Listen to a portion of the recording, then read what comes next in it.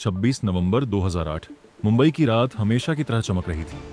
समुद्र शांत था, लेकिन उसी अंधेरे समंदर की सतह के नीचे एक ऐसा तूफान उठ चुका था जिसकी आहट कुछ हफ्ते पहले ही भारत की खुफिया फाइलों में दर्ज हो चुकी थी। सवाल यह है, जब चेतावनी थी तो फिर मौत इतनी आसानी से शहर तक कैसे पहुंच गई? सितंबर और अक्टूबर 2008 के दौरान इंटेलिजेंस ब्यूरो आईबी को कई इनपुट मिले।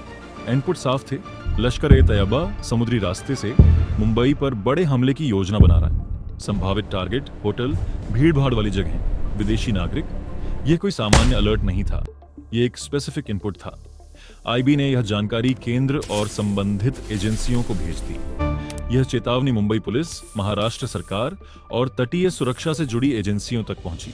भारतीय नौसेना और कोस्ट गार्ड को भी समुद्री खतरे के बारे में बताया गया। लेकिन यहीं से कहानी धुंधली होने लगती है। फाइलें चलीं, मीटिंग्स हुईं, नोटिंग्स लिखी गईं, पर क्या जमीनी स्तर पर उतनी तेजी से कार्रवाई हुई जितनी होनी चाहिए थी?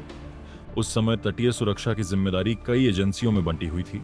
कोस्ट गार्ड, राज्य समुद्री पुलिस, पोर्ट ट्रस्ट, स्थानीय प्रशासन। समन्वय की कमी पहले भी रिपोर्ट्स में उठ चुकी थी।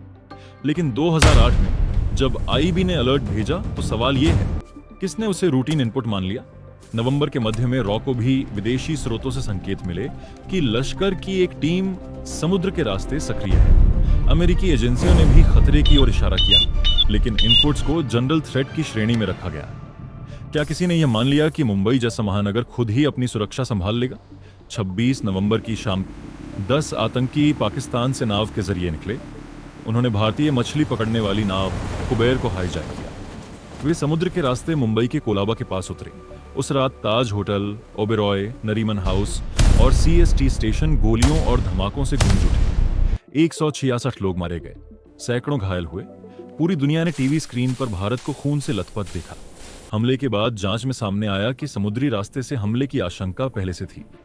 संसद की स्टैंडिंग कमेटी और बाद की रिपोर्ट्स में तटीय सुरक्षा की कमजोरियों और एजेंसियों के बीच समन्वय की कमी की ओर इशारा किया गया।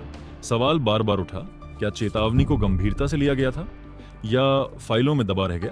आईबी का काम था सूचना देना, उसने दिया। लेकिन कार्रवाई किसकी जिम्मेदारी थी? राज्य पुलिस, कोस्ट गार्ड, नौसेना, या उन बैठकों में बैठे हुए अधिकारी जिन्होंने खतरे को नॉन स्पेसिफिक मानकर प्राथमिकता कम कर दी? उस रात सिर्फ गोलियां नहीं चलीं, उस रात सिस्टम की खामोशी भी गूंजी। हर सेकंड के साथ एक सवाल भारी होता गया। अगर चेतावनी पर तुरंत, सख्त और समन्वित कार्रवाई होती तो क्या इतिहास अलग होता? 26 नवंबर सिर्फ एक आतंकी हमला नहीं था, वह एक चेतावनी थी कि खुफिया इनपुट और जमीनी कार्रवाई के बीच की छोटी सी दूरी भी एक पूरे शहर को अंधेरे में धकेल सकती है। और शायद आज भी किसी फाइल में कोई चेतावनी लिखी जा रही हो। सवाल वही है, क्या इस बार कोई उसे समय पर पढ़ेगा?